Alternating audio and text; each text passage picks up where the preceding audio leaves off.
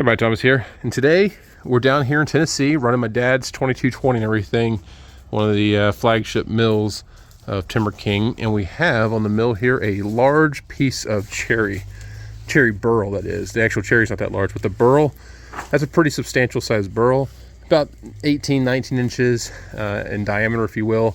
We're going to go ahead and slab this up. The way that this log is right now, it's got a bit of a curvature to us and everything.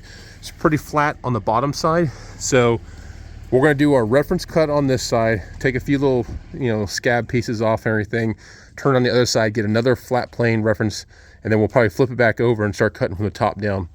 Very beautiful stuff here. Very interested to see what's going to be inside here. It could have some really neat patterns and such.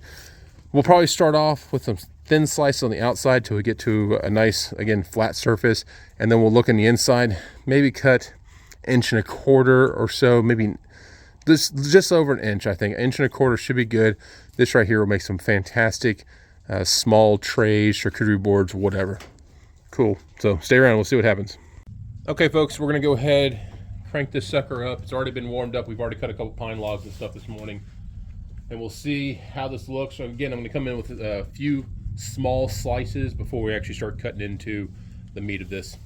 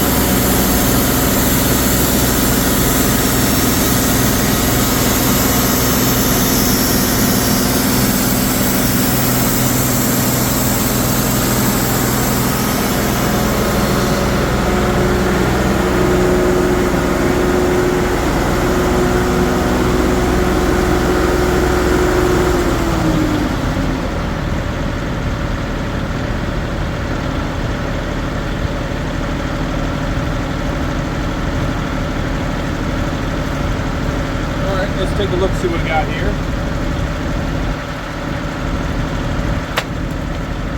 Yeah, I know it's gonna be hard to see on the camera. That's pretty money. That's gonna look great. So that's 1.25 inches right there. I think that's a good size to work with, and we can maximize the number of pieces like this we can sell. This is pretty good stuff.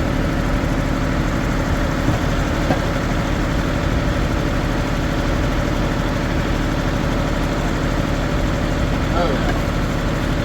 Hopefully you can see this on the camera very well, but that's going to be really cool. Nice, a lot of figure. That could be a cool cloth base, all sorts of stuff.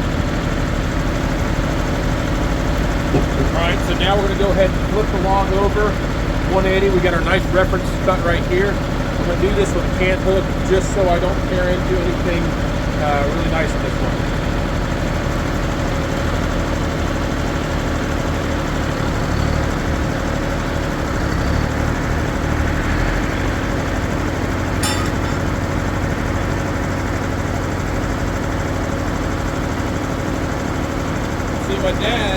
My dad uses this nice log right, really fancy aluminum one. I've got the Cook's one. This one's really nice, lightweight, does a great job. The Cook's one I have, you can run over the Mack truck and it ain't gonna hurt it.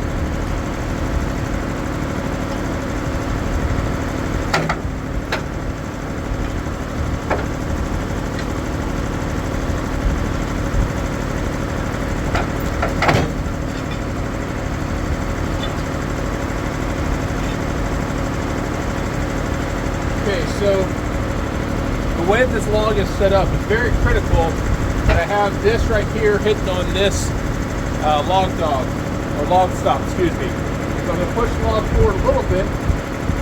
I also want to make sure that my burl section doesn't protrude past my log stop.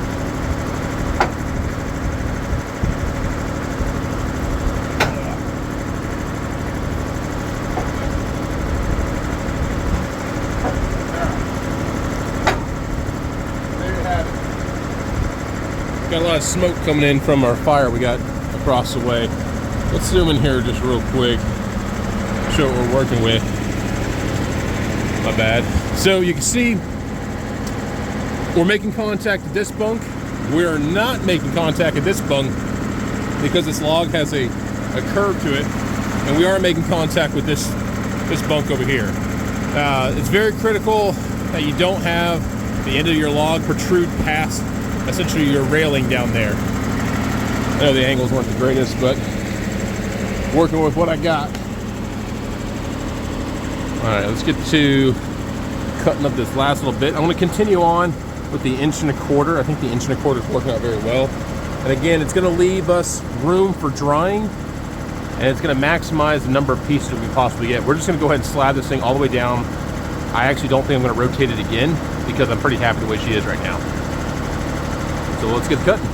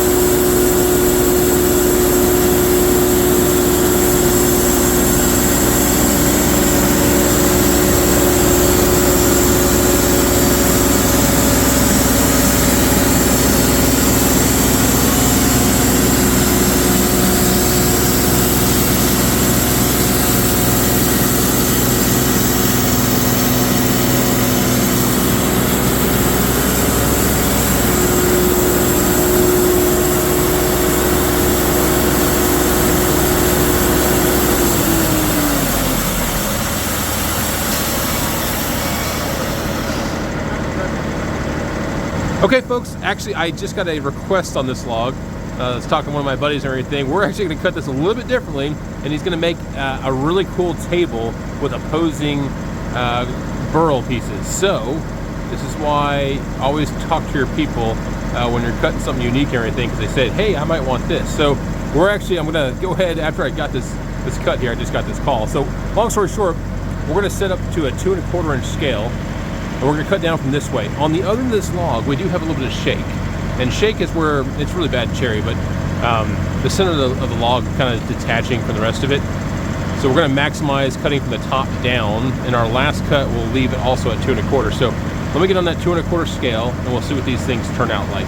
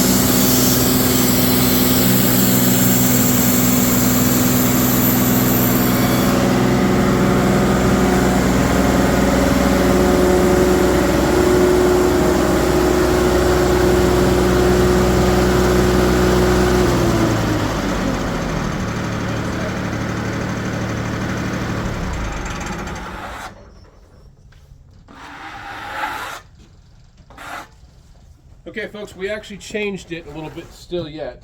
We went 2 1/2. This is going to be a table piece and everything. But this outside piece here, the top side again, didn't have that burl. These next 3 slabs here are all at 2 1/2. They will have that burl portion. We'll show you that here too. All right, so this piece here should have some burl going on the bottom. And it does.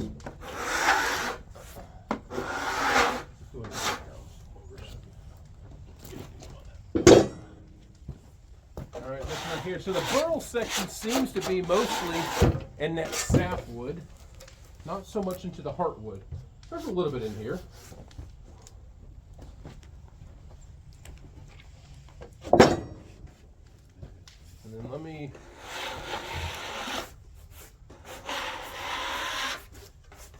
but yeah, this is going to look really cool. I'll show you this real quick. Okay, folks, so these are the slabs right here. Now let me get on this side here so my shadow's not all over it. This is pretty beautiful stuff right here. I mean, it's going to have some really cool burl stuff in there. We're going to put some water on this here in a second because everyone loves seeing that. But this is kind of the orientation that he's wanting to put the table. See if I can back up enough here. Got my shadow there. But yes, these are going to be kind of opposing. All I did is I flipped one slab the other direction, everything, epoxy and burl. I think this is going to look really cool. So, Paul, go ahead and let's throw some water on there. There you go. So yeah, that's some pretty amazing stuff right there. I think these are going to absolutely turn out Fantastico. Means fantastic in Spanish. But yeah, very happy with this. Really neat. It's going to look really cool. You do have some medullary rays and a little bit of curl going on in there. You don't get a lot of curl in cherry, but when you do, it's pretty nice. And then again, you got, it's hard to see. I can see it with my eye and everything, but there are little bits of medullary rays. You'll get that near the quarter sawn region. If you essentially cut the pith in half on cherry, you will get some of those medullary rays like you see in oak and such. But yeah, very happy with these. Very happy. And I'll throw some pictures of the other pieces at the end of this video and everything so you can see what they look like, because some of those smaller pieces, absolutely gorgeous. But yeah, I think this is going to make a fantastic table. Can't wait to see the final product and everything. I know he was shooting for a little bit smaller table, but with these burl sections the way they are, I think everyone's gonna be super impressed. All right, folks, if you like the channel, please like, subscribe. We've got a lot of stuff going on. We're gonna be moving down to Tennessee next summer, so that's pretty exciting. We will do a sawmill show probably in the springtime up in Wisconsin before I head out of there. And then we'll be down here in Tennessee and probably do a sawmill show in the fall time down here in Tennessee. And we'll have both my mill and my dad's mill here, so lots of capability and lots of cutting. I haven't done a whole lot of cutting up in Wisconsin. Work's been super busy and everything, but I have a suspicion that I'll have a little bit of time when we're living in Tennessee to get some more cutting done. All right, we'll see you around. Thanks.